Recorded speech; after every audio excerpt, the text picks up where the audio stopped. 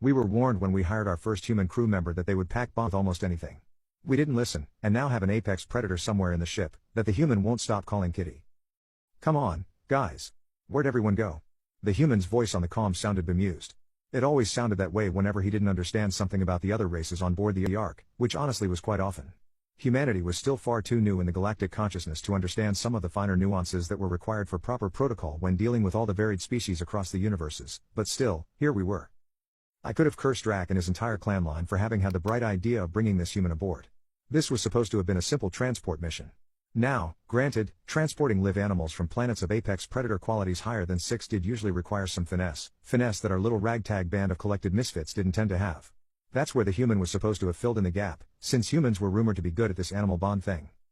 He'd turned out, of course, to be more than just good at bonding with the blasted things. That stupid human had bonded with every single one of the creatures in their cages, feeding them scraps of food and cooing and making these really weird noises to them every time he was near them. The creatures would nearly tear themselves out of their cages, trying to get to him just to get something the human called scritches. It was disgusting. I huddled under my sleeping nook and tried to make myself even smaller than I was, trying to ignore the sounds coming through my comm. Guys? No one answered him. We were all afraid too. Well, those of us still alive anyway. We'd all seen what happened to Drac when the Alarcat got out of its cage. No one liked Drac when it came down to it, but we also hadn't wanted to see him eaten alive by a 6-legged beast from Legis Prime. And now that damn thing was loose on the ship, and all of us were huddled in locked rooms throughout the ship, waiting to die. All of us, that is, but one stupid human. I still don't remember what his name was. Allure? Alan? Alien? He'd told me but I wasn't listening. I'd just been trying my best to not get whatever it was that he had all over me. I didn't want him to touch me, get near me, nothing. I was perfectly fine with a human aboard the ship, as long as the human wasn't anywhere near me.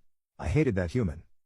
And it was the human who was walking around, making some sort of strange clicking noise with his throat, and calling out Kitty, Kitty, while looking for the Alarcat. He was going to die. I just knew it. Any time now, that Alarcat was going to find him, and then. There was a roar that shook the entire ship, and I knew. The hunt was nearly over. The Alarcat had found its prey.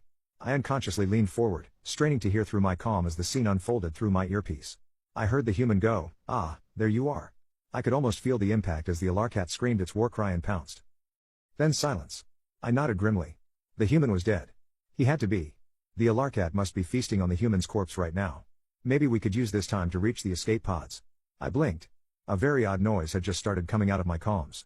I tapped on my earpiece and strained, trying to hear it better. It increased in intensity, a low rumble that increased and decreased in rhythm. Almost like breathing? And then I heard the human. "Aw, the big kitty likes that, doesn't he? Oh, doesn't he? Yeah, he does, I can hear you purring." "Yes, I can." I stared at my door in dumbfounded amazement as the human said over the comms, "Hey, guys? I found the cat. What do you want me to do with it?"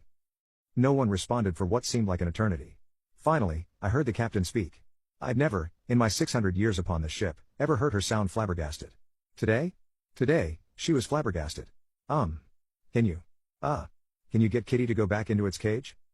"Yeah, I can do that. Come on, Kitty. Let's get you back in your cage. Come on, up you go." There were more rumbling sounds. "Oh, come on, you big lush. Okay, one more tummy rub, then we'll go, okay?" I swear to full the damn creature chirped at the human. As one, the rest of the crew waited until the human came across the comms again with "Okay, it's back in its cage. Y'all can come out of hiding now, you big babies." So yeah. I understand why we need a human on the ship now. Doesn't mean I have to like it, but I understand. They can bond with anything. Because they're frickin' crazy.